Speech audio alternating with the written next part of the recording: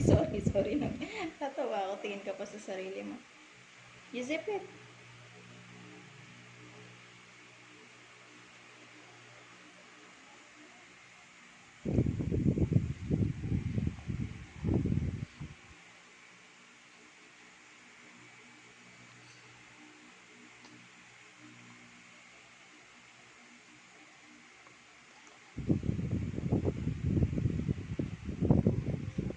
Slowly, so that you won't vomit.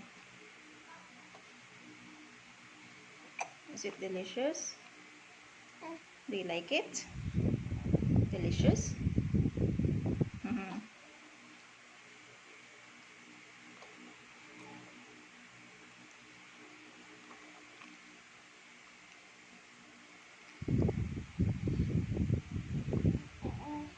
You bite. Do not touch. Put it in your mouth. It's upside down. It's incorrect. You put it properly.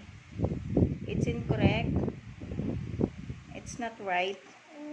It's upside down. Put it in your mouth correctly. No. You put the bottom one inside your mouth. That's the correct one. Okay.